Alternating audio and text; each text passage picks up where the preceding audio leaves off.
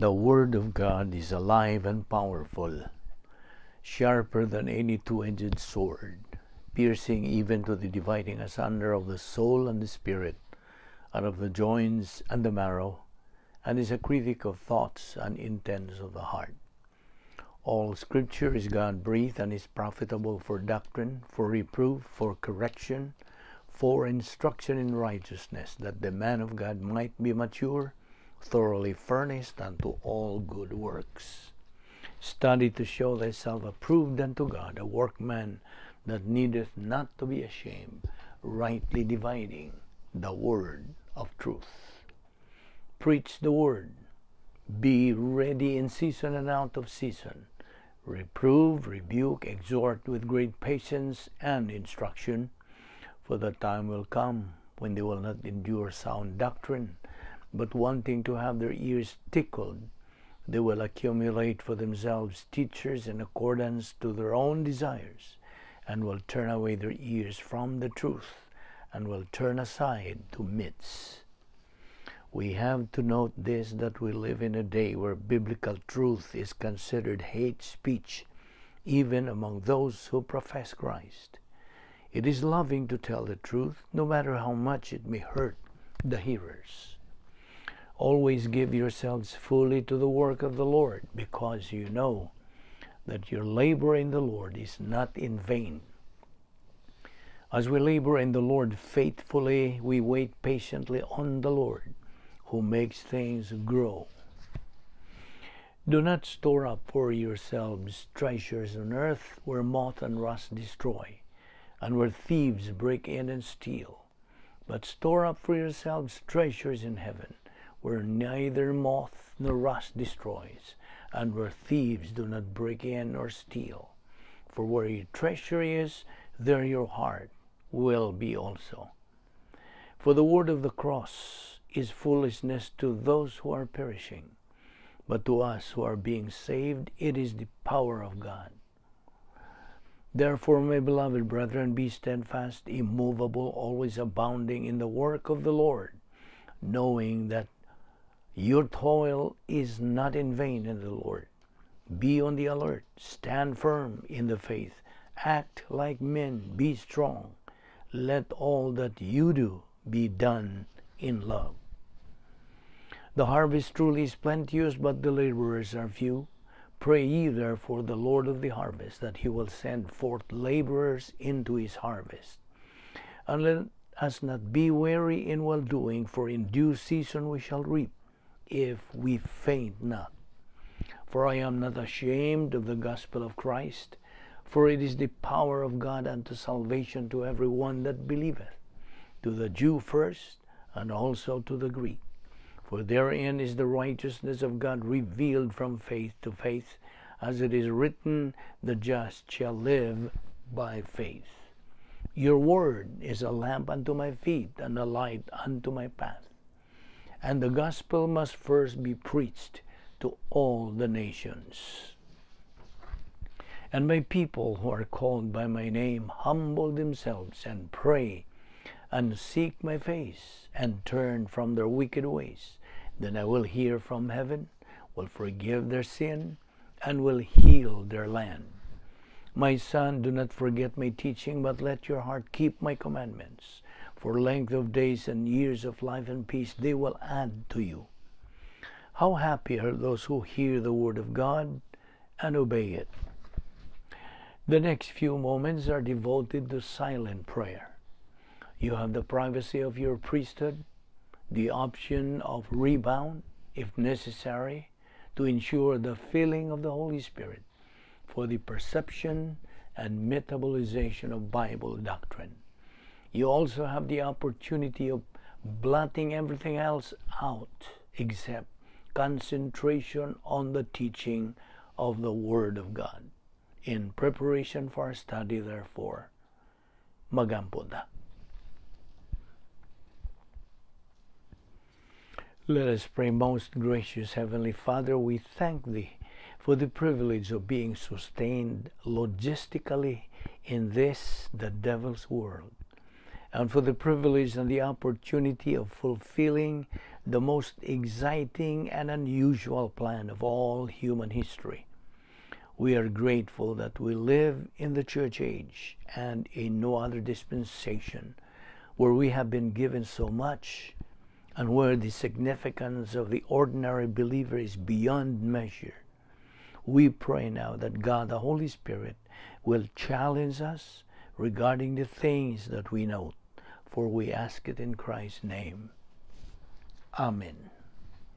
Mayong adlaw kaninyong tanan o kaniano sa kita sa atong pagtuon sa pulong sa Dios ubos ning atong ministry, the Vic Balbido Evangelistic Ministry, og I hope ana kamos mayong panglawas og na sa kasanag sa inyong pangisip, gipabuhi pa kita sa Dios, nagaginhawa pa kita gumikan lamang kini sa kaluoy, gugma, kortesiya o grasya sa Dios. Lihok kini niya, buhat kini niya, alang kanato.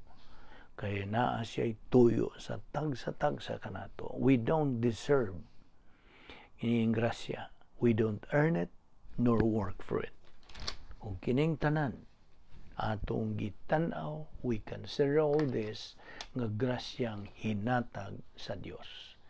Magapadayon kita sa atong pagtuon, sa atong gibiyaan nga gihisgutan, pagtulunan bahin sa doktrina sa doble nga pagkastigo, the doctrine of double punishment. Taon-taon na tang gihisgot nini, daghan pa kitang paghisgutan, o niantong miyaging higayon nga nag-auban kita, atong gisgutan kanimo, nga kitang mga magtotoo, niyan ang higayon nga atong gidawat si Ginoong Hesukristo nga atong personal ug bugtong manluluwas, kita nahimo nga unsa sakop sa harianong panimalay sa Dios, kita gisuluban sa hingpit nga pagkamatarong sa Dios, kita gisuluban sa iyang kinabuhing wala ni katapusan, kita gitimrihan sa Espiritu Santo nga kana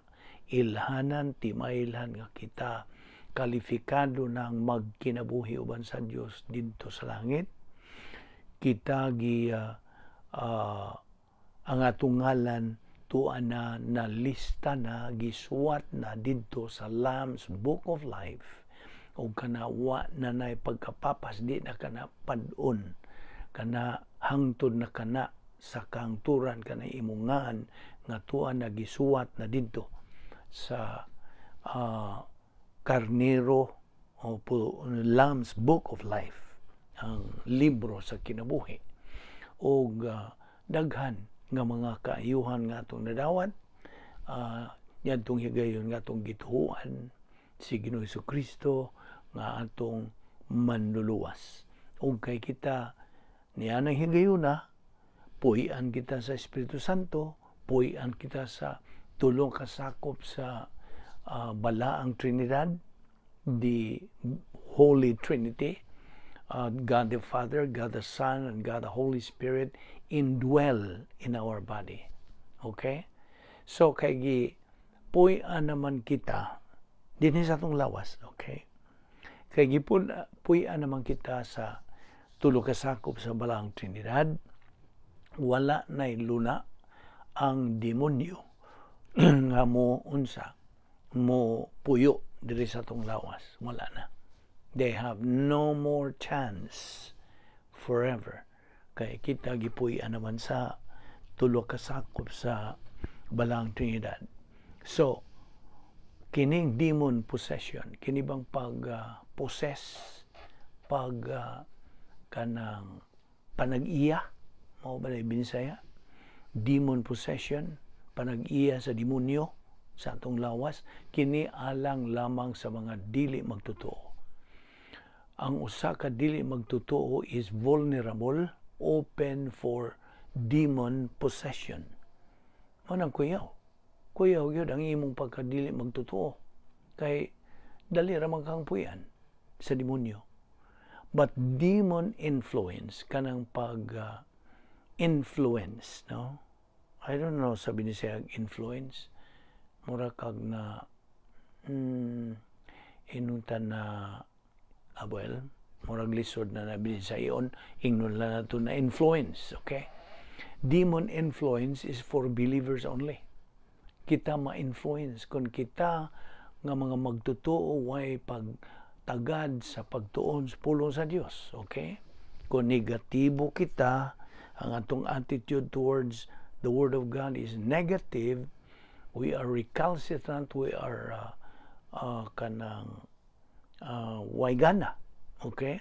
Way interest, way kaikag, way kadasig, way gugma. So, moingon dayon kita nga wag panahon pagtuon sa pulong sa Dios. So, therefore, kining mga igsoon na itong magtutuo nga way pagtagad sa pagtuon sa pulong sa Dios, way pagtagad bahin sa ilang espirituhanong pagkinabuhi, then kini sila are open for demon influence.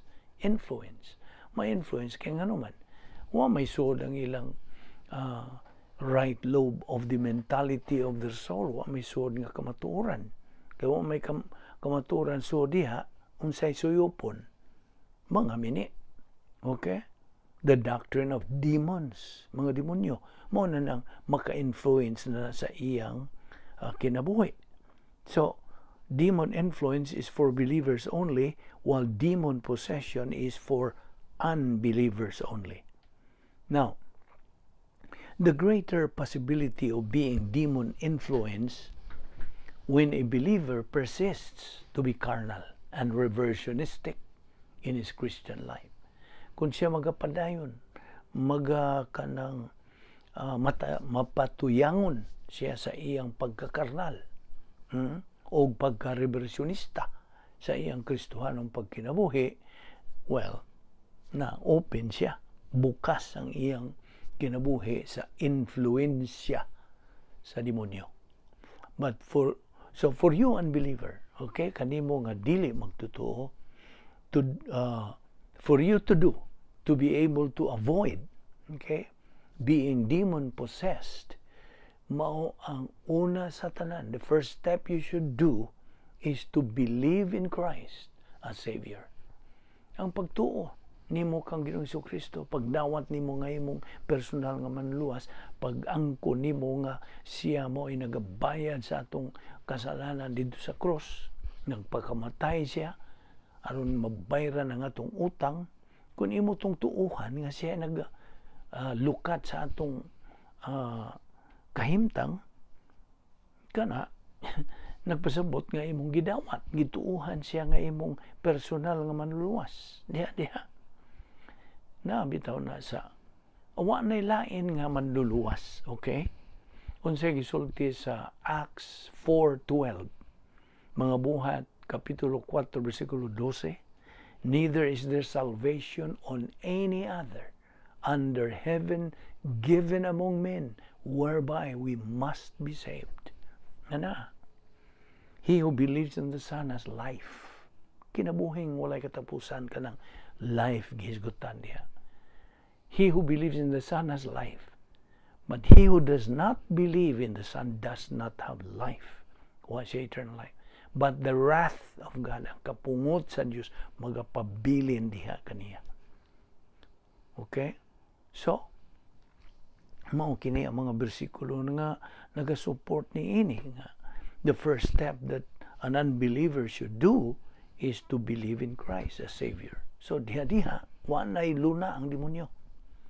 Kay gipuy-an ka na dayon sa Espiritu Santo, sa Dios nga anak o sa Dios nga amahan. Remember, believer, kini is addressed to you, magtutuo, to avoid demon influence. Okay? Do not forget to reside in the operational divine sphere as always, sa kanunay.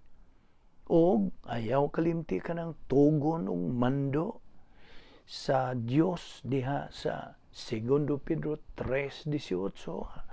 Kanunay itong balik-balik kini, subli hantun nga mahimo na yung tinuod diyan sa imong galamhan, but grow in grace and in the knowledge of the Lord Jesus Christ. Grow in grace. Pasabot. pagtuon sa iyang pulong aron makatuna nimo, masabtan nimo sa buti pasabot sa grasya o kahibalo, knowledge, wisdom sa ni Ginoong Hesukristo.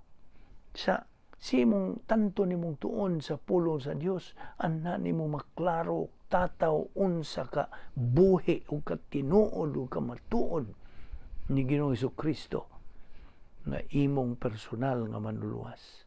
O gawas pa niini, maintain humility inside sa imong divine atmosphere, padayon sa imong pagka mapaubsanon. Kay sa imong pagka positibo ngadto sa pulong sa Dios, ikaw you are in the right track to be humble. You're putting yourself under God's authority. Kung ikaw nagatuon sa pulong sa Dios, you are putting yourself under God's authority through His Word. O gawas pa niya na sa imong pagpadayon sa pagkamapaubsanon ngadto sa Dios o sa iyang pulong, ikaw nagagamit ni adtong napo ka mga kasulbaran sa mga suliran nga gitanyag o gisangkap sa Dios kanato, God's 10 problem solving devices. So always use your right senses in your Christian life. Padayon sa paggamit sa imong hustong pangisip. Remember the doctrine of double punishment. Ayaw na kalimti. This is our main topic nining atong pagtuon. The doctrine of volitional responsibility. What we decide sa atong himuong desisyon, kita ra gyud ang manubang. Okay? Volitional responsibility o the doctrine of punitive suffering. Kanang pagpanton sa Dios. Okay? Iyatang disiplinahon aging panton kanato. Nga dili kita may simang sa laing daan. Nga kita magapadayon sa pagsubay sa dalan diha nga gitanyag o giandam sa Dios kanato. Okay? A believer's strength is in the Word of God. Ayaw na kalimti. Ang imong kalig-on anaa diha sa pulong sa Dios. When a believer rejects the truth, kung siya magnegatibo, siya panahon lagi sa pagtuon sa pulong sa Dios, he will sooner or later believe in lies. Satan's lie. You see? Kung ikaw nagpadayon sa pagtuon sa pulong sa Dios, sa manining atong ginabuhat, adlaw-adlaw naman kini, then there is no way nga ikaw magalakaw sa kangit-ngit. You are walking in the light and you have that strength in the Word of God. Ug dili ka malingla, malansis sa mga unsa, hukus-pukus, mga paaging satanas sa pagdani kanimo, pag-influence kanimo. Wa sila'y luna. They don't have any chance anymore. Whenever we believers face problems in our life, sa panahon nga kita mo atubang og besag unsang mga suliran sa atong kinabuhi, let us not focus our attention to the problem. Ayaw tutuki ang mga suliran, mga problema, but to the spiritual weapon we have in our soul. Mao na tutuki. Mao na kanang ipunting ang imong panghunahuna diha sa solusyon, diha sa spiritual weapon. Ang pulong sa Dios may spiritual weapon. Mao na solusyon. Dili kay magsigi kag tutok sa imong mga suliran. Today, karong panahon na, a big majority of believers do not have any clue about the spiritual life. Subo gyud kaayo palandungon. Nga bagang duot sa atong mga kaigsoonang mga magtutuo. Wa gyud gana. Wa gyud. They don't have any clue. Wa gyud sila ideya bahin sa espirituhanong pagkinabuhi. What God is after is our ability to face any problem or adversity and not to forget to use sa recovery technique sa 1 John 1:9. Unsa man tong 1 John 1:9 atong balikon sa. If we confess our sins, God is faithful and just to forgive us our sins and to cleanse us from all unrighteousness. Underline the word all. Tanan. Sa imong pagsugid, ginamit niya ng 1 John 1:9, kadtong mga sala nga imong hingkalimtan. Kalimtan ha? Wa tuyuan nimo kalimot, apan hingkalimtan lang yon. Wa nimo maapil sa imong pagsugid kadto i-apil tog papas sa Dios. Na all gud nang gibutang diha. And all unrighteousness. So, these are steps to follow. God's open secret niya. Dili ni sikrito, dili ni hidden, but God's open secret. Aron nga ikaw mahimo nga paminaw. Mahimong mananaog sa kinabuhi. A winner in life. Nakinsa may dili gustong mahimong mananaog sa kinabuhi. Kitang tanan, di ba? Every normal believer, buot nga mahimong mananaog. Namaon eh. God has His open secret. Moingon ang Diyos, anak niya. Bukas kining tanan. Giandam na nako ning tanan sa kaniya itong wapang tanan ha. In eternity past pa nako ning andam gitagana para nimo. For you to avail. Gamita ka ng imong kaugalingong kabubuton. Ako ra ba nang hinatag matud pa sa Dios? Dili ako nagsulti niya na. Ang Dios musulti niya na. Akong hinatag na sa kaniya itong wapang tanan. Giandam na ning tanan. So, mao lagi tun iya nga akong pulong.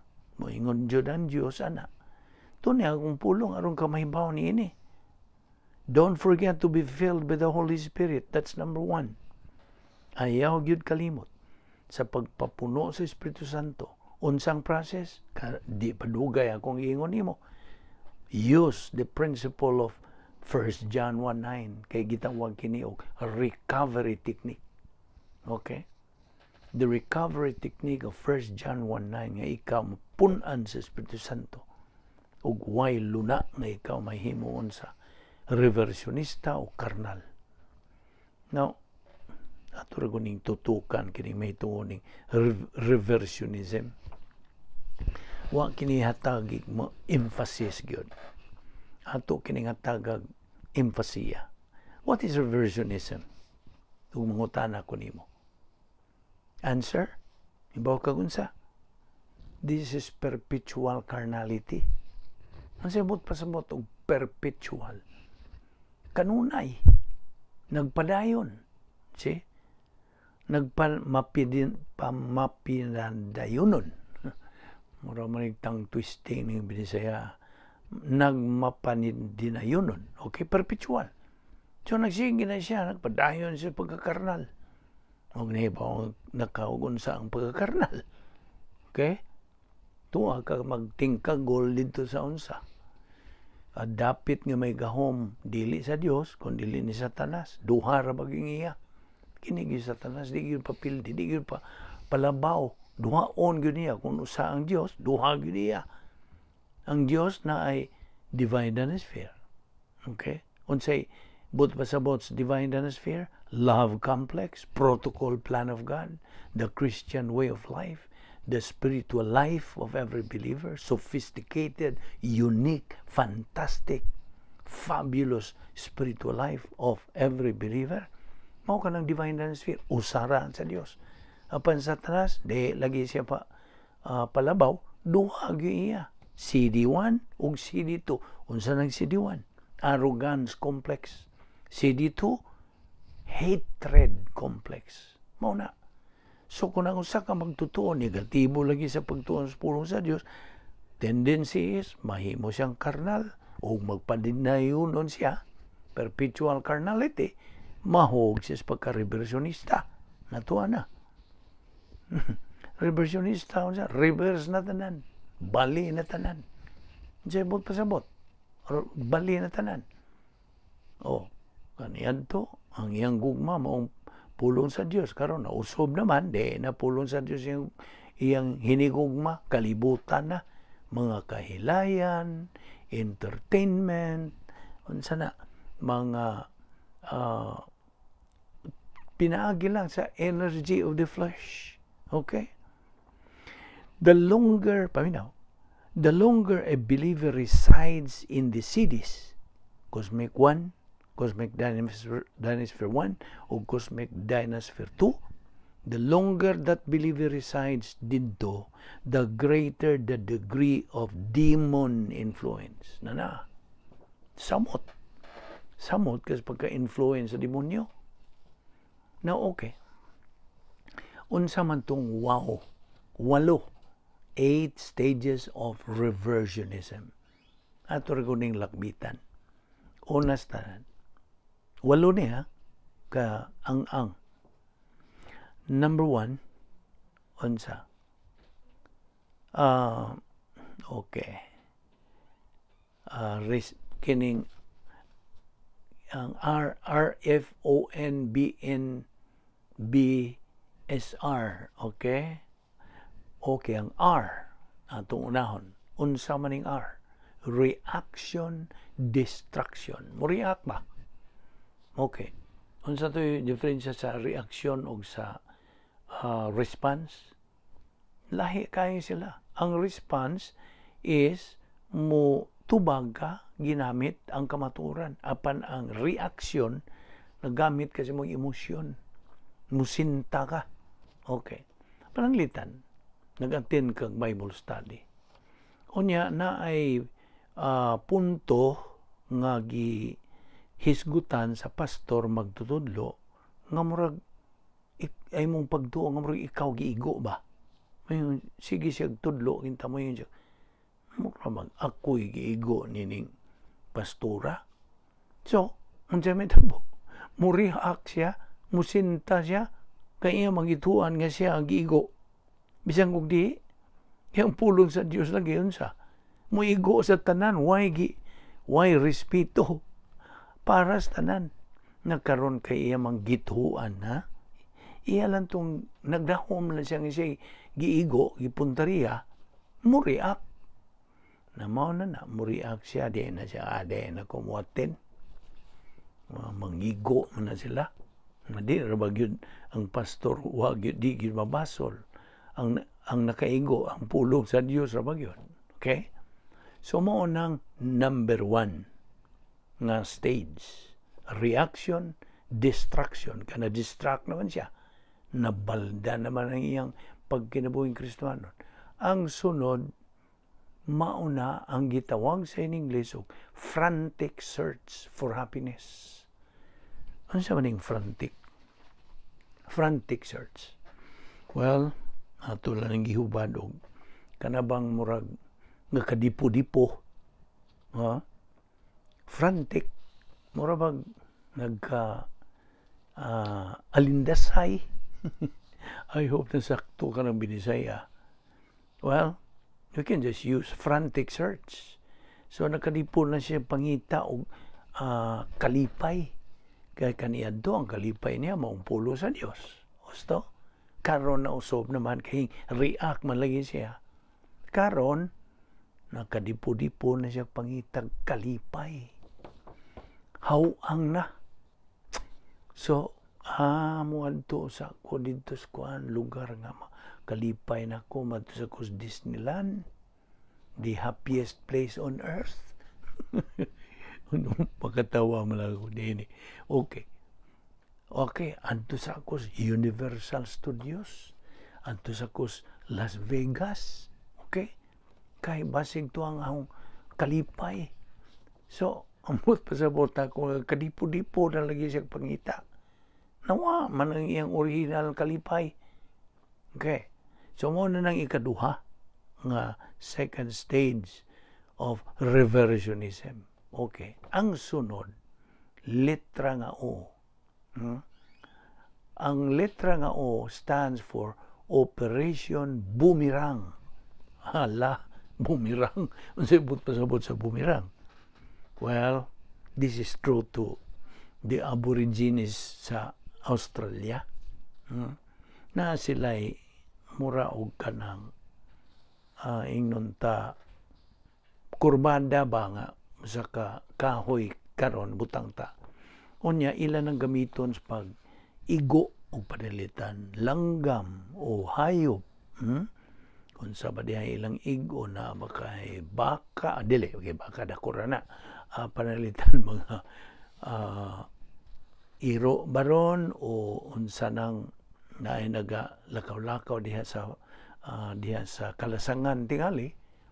Unya o langgam ba nga ilang igon. So ilang ilabay katong bumirang o dili maigo, mubalik na nila. Okay? Mao na pasabot din nga gigamit operation bumirang kay sa sige na nimo kadipod-dipog pangitag galipay mohampak mo balik man nimo ang kaunsa ang ka miserable nimo. Wa man gyud kay nakit-an nga kalipay. Okay? Mo bumirang na nimo. Mo sumbalik inuntal nato sa Binisaya. Okay. Mo na ikato ang ikaupat. Ang E stands for emotional revolt of the soul. Mo rebuild din ang imong kalag. Emotional. Gamit nimo ang imong pagbati. Na I hope magsubay ka nini. Paminaw maayo nini. Kay kini mao man gyud ni ang atong nakutlo diha sa prinsipyos pulong sa Dios nga kung naa na kanining stages of reversionism nagkasamot makaluluoy mo kahimtang. Okay? So naa na ka sa emotional revolt of the soul mo rebuild yan na imong kalag. O nagukasabot nining kahong kinabuhi. Nga no manig nanak na mo hampak na suliran sa mong kinabuhi mo dayon kagbasol sa Dios. Why did God let this happen to me? O nana. You see? Na tinuod ba gyud na? Kay wa man kay unsa. Wa naman kay kakuptan nga kamatuoran. Okay. So mao kanang ikaupat. Unsay ikalima? Ang letra nga N. Kining letra nga N, negative volition towards the truth. Negatibo na ka. Ning samot pagka negatibo. Negative volition. Unya ang ikaunom. Okay? Blackout of the soul. Naanay pagka-ngiob, pagka-ngit-ngit. Okay? Blackout na god. Dili ni brownout. Blackout of the soul. Naanay blackout nga nahitabo diya sa imong kalag. Nga murag, wa na gyud nahibilin nga kamatuoran. Nangapaong gyud tanan. Kaya ang pulong sa Dios is the light. Diba? Gitandi kini sa kahayag, kalamdag. Okay? Kasanag. Pagkaron, wala. Naanay blackout of the soul. Napaong na, nga ngiob na, nang ngit-ngit na. Ano sa may mong makita sa ngit-ngit? Okay. So, mo na ikaunom. Ikapito karon unsa? Scar tissue of the soul. Naanay uwat. Naon sa may makita nimo sa uwat? Diba, gahi? Kung na ba kay samad pananglitan, samad ka, niya, abutan nas pipila ka, mabitag yung time heals, nagkadugay na, it's gonna be healed, di ba? Maanam na ka na siya kaayo. Apan, unsay magpabilin? Uwat. Uwat. Nagahi maning uwat, di ba? So, mao na. Naanay uwat diya sa imong kalag. Gahi na. Now, ang ikawalo nga stage of reversionism, unsa? Reverse process reversionism. Unsa ibot pasabot?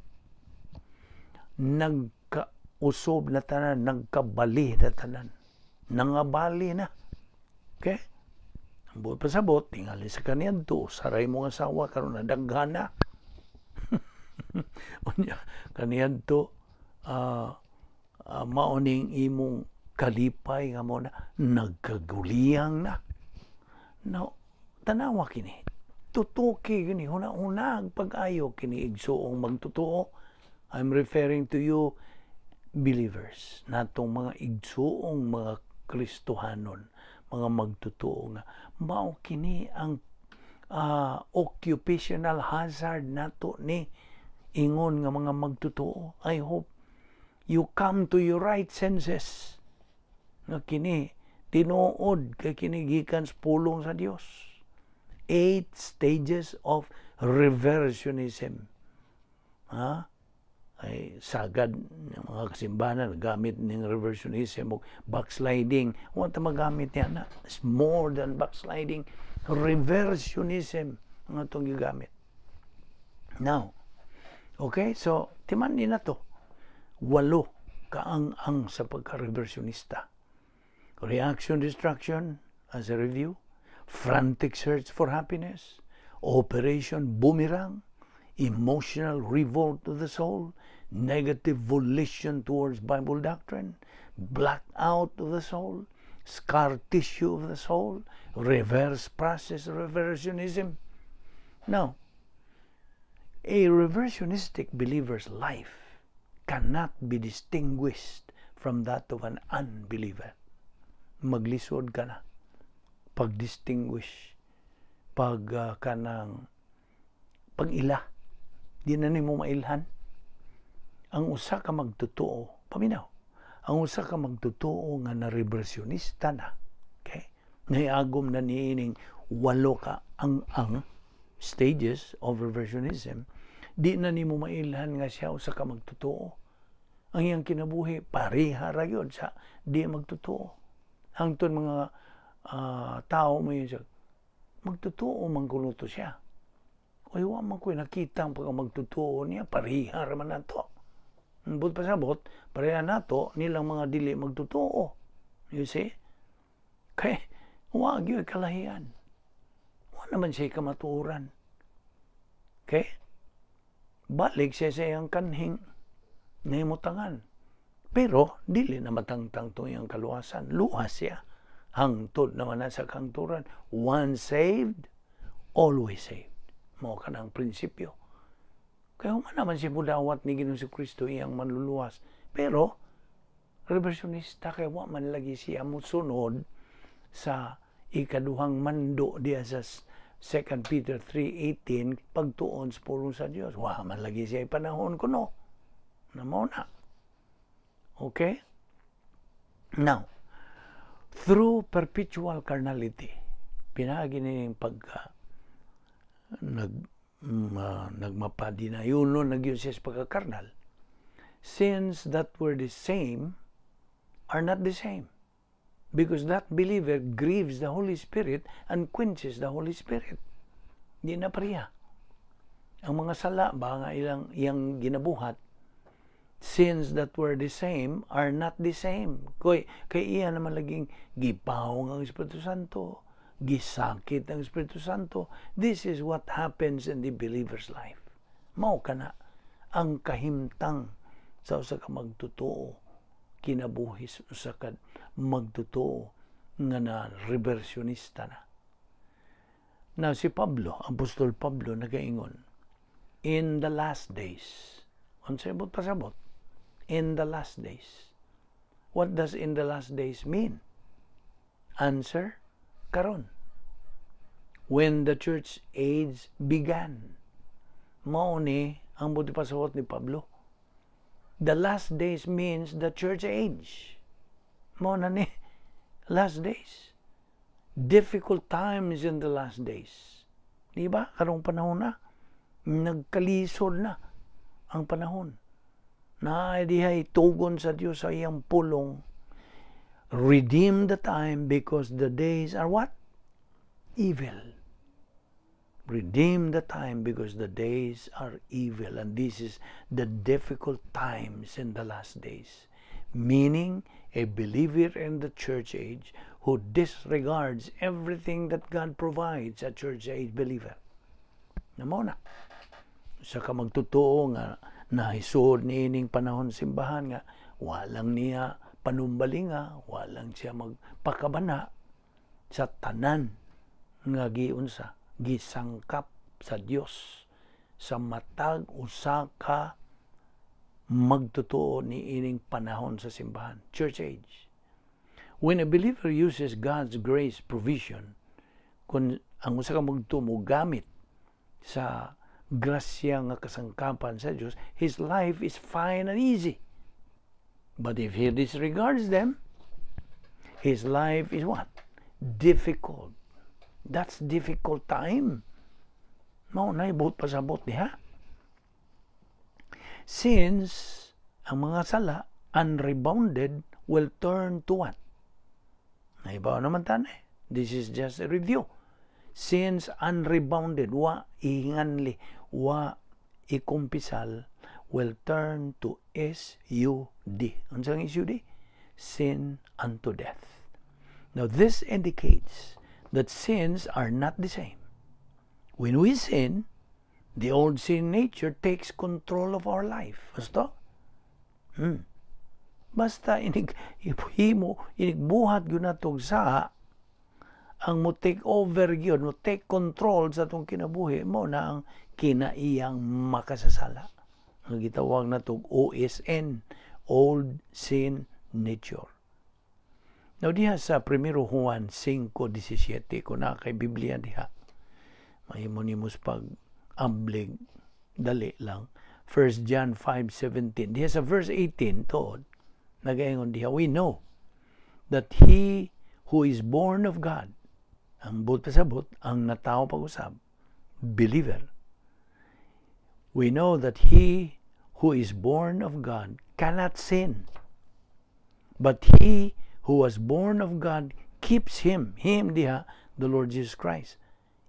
It's in you, but guards him. Now diha, tamsa, ato ragod ning hinahinayan. We know that he who is born of God, born again, cannot sin. Kunya na sumpay diha. But he who was born of God keeps him. Now, kining keep diha, tereo sa Greek word, it's in you but guards him. Okay? Guards him, keeps him, the Lord Jesus Christ. Kitang mga magtotoo are sanctified, balaan. Okay? Sanctified is balaan. We believers are sanctified at the point of salvation. Nainomdom pa ba ka sa tulo ka matang sa sanctification, pagbalaan? Una, niini maong positional, kadtong retroactive and current, positional truth. Kani, positional sanctification. Nabalaan kita, mo ni kahimtang nato sa pagdawat nato, pagtuo kang Ginoong Kristo, we were positionally sanctified. Okay? Okay, ato kang tagaag himplo. Examples. Mix sugar with milk. We cannot see the sugar anymore, di ba? Inig sagol na nimo sa kanang asukal. Kung imong isagol ang asukal sa gatas, di nato makita ang asukal. We can't see the sugar anymore. So, kung panlitan akong ibutang nga usa ka piece of paper na ipapil, akong i-insert kini sa usa ka libro. Now, makita pa ba nimo ang piece of paper kung ako na nang sirahan ka ng maong libro? Di na ako makita. We cannot see the piece of paper anymore, right? So mo kani himplo, positional, dili makita apan tinuod.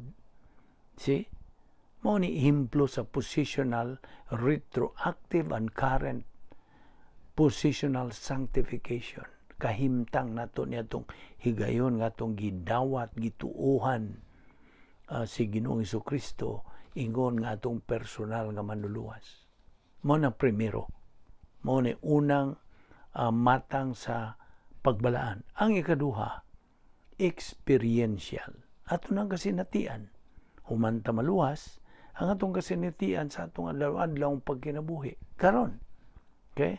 Ingon nga magtotoo, we are now in the experiential sanctification. We are being sanctified sa pagpadayon, sa pagtuon sa pulong sa Dios, pag tubo sa atong kalag, agig sunod nato sa mando sa Dios sa 2 Peter 3:18, grow in grace and in the knowledge of our Lord and Savior Jesus Christ. So kini mo ni ang experiential sanctification, padayon kining maong paglihok sa experiential sanctification. Humani ni, when our life on earth is over, moingon ang Dios humana. Okay? So diha, andun na tauban sa Dios. This is what we call ultimate sanctification. Ang mauna ni ang ultimate sanctification dito uban sa Dios sa iyang himaya in eternity. Now, so what is our position as Christians right now? We have to know that through the lenses of Bible doctrine, kinahanglan atong masayran. Diha sa 2 Timoteo 2:26 ngadto sa kapitulo 3 versikulo 7, ang gihulagway dinhi is the believers being reversionistic and perpetually carnal who become casualties in the angelic conflict. Mo naghisgutan dinhi, mo nagihulagway dinhi ang pagka-reversionista sa usa ka magtotoo gumikan sa iyang way pagtagad siyang espirituhanong pagkinabuhi, way pagtagad sa pagtuman sa protocol nga plano sa Dios.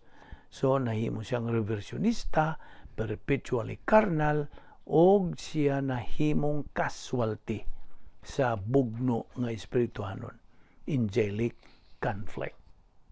We have seen already that the last days, pasabot sa last days, katapusang mga adlaw, kini nagpasabot the church age where many believers are too negative towards doctrine.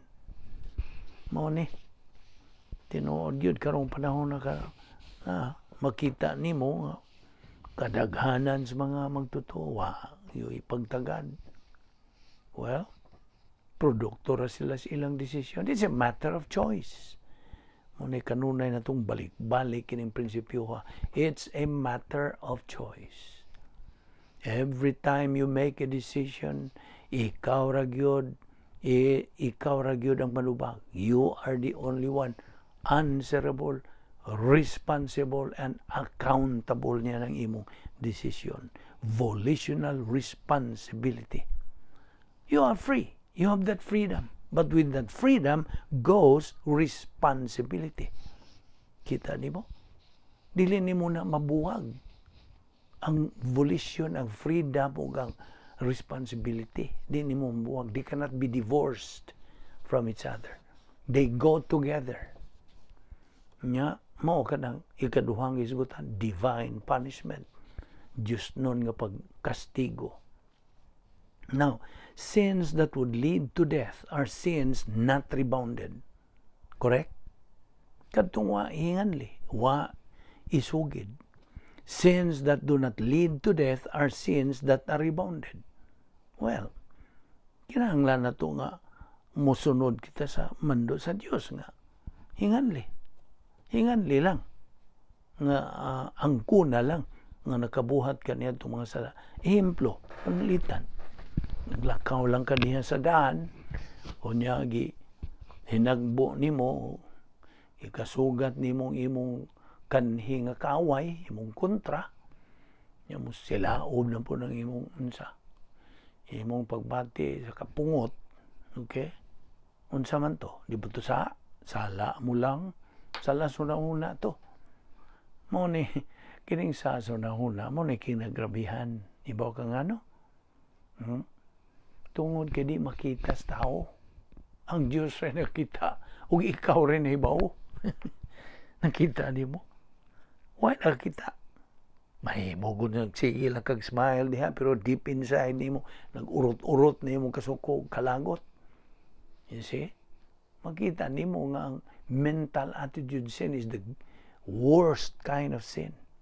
Dili mortal sin o venial sin. Wanas pulong sa Diyos. Ang atong isgutan din ang unsa.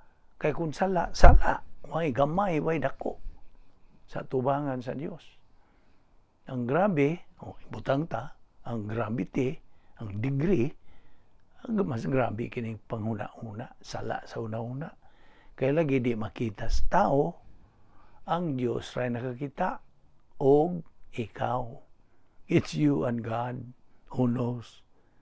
Di makita sa tao.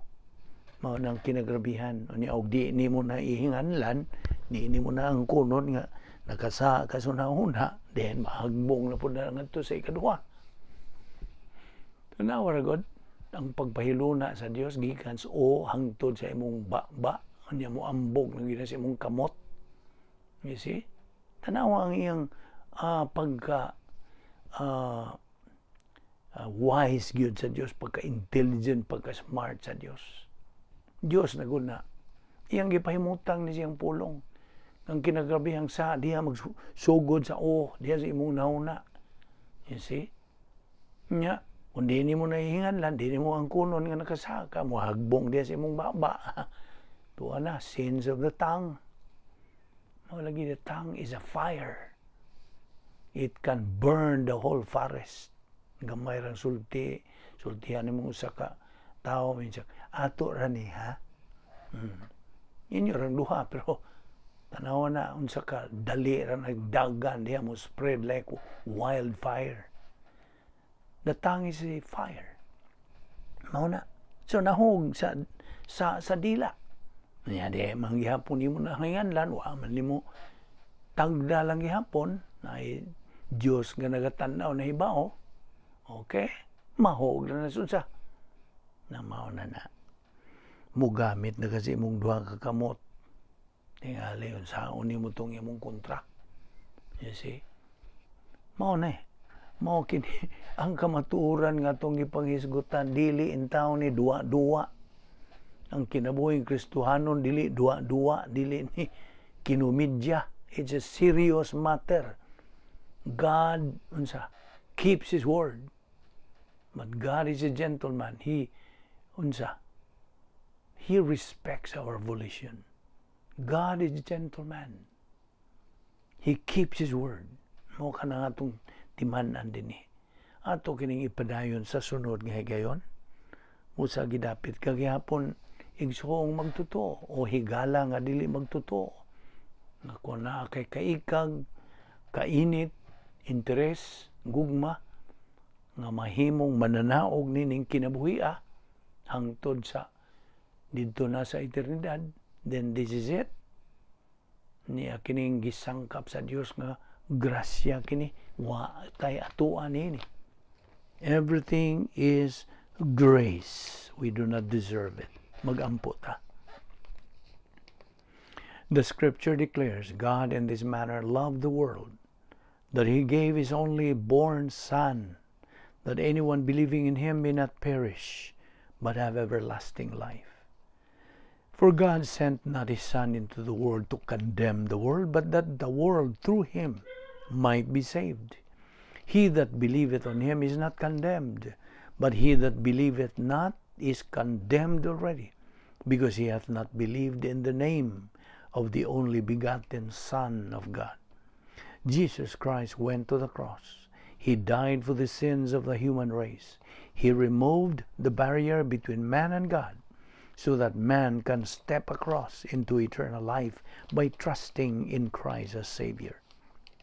And therefore, as you sit there today with your eyes closed to assure you of privacy, you have the option right now of making the greatest decision of life, the decision that brings you everlasting life, deliverance from the wrath of God to come, the lake of fire, becoming a member of the royal family of God, having righteousness imputed to you permanently.